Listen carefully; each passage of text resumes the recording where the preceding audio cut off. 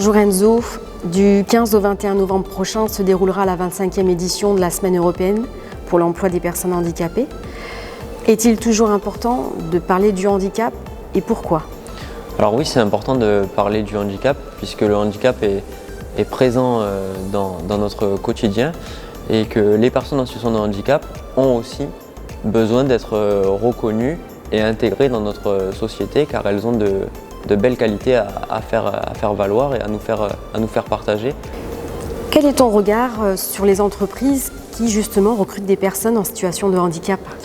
Alors je sais que la Banque Populaire du Sud a recruté 5 personnes en situation de handicap en 2021 et je trouve ça très bien puisque quel que soit notre profil, handicapé ou non, on a tous des qualités qui sont bonnes à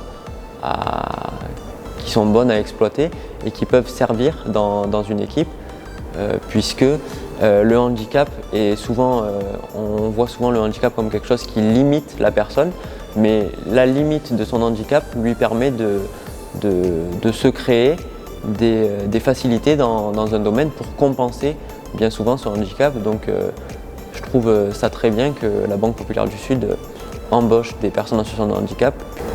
En quoi les salariés, les collaborateurs, justement des entreprises qui recrutent ces profils, ont-ils un rôle essentiel à jouer? Sans eux, c'est quand même assez compliqué pour une personne en situation de handicap de s'épanouir.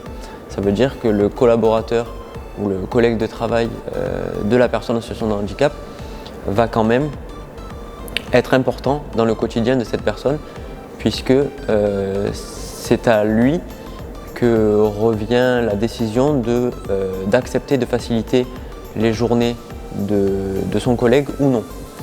Alors justement, si on parle un peu plus de toi, plus précisément, tu viens de signer un contrat avec Decathlon, contrat de 19 heures.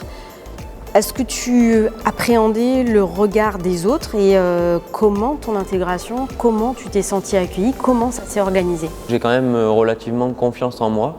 Après, je vais être honnête, c'est le sport qui m'a donné confiance en moi, c'est ma pratique du sport de haut niveau qui me donne confiance en moi, en grande partie, donc, qui m'a donné confiance en moi. Donc le regard des autres, je ne l'appréhendais pas trop. Une intégration dans une équipe, qu'on soit en situation de handicap ou non, peut bien se passer ou pas.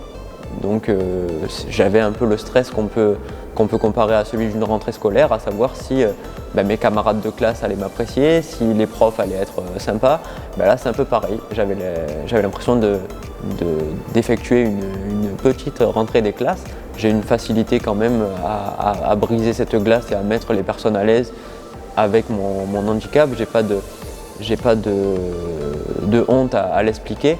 Et après, une fois que le handicap est expliqué et que les gens ont compris qu'une personne en situation de handicap, c'est une personne lambda, une fois qu'on a compris ça, on devient un collègue de travail classique, quoi.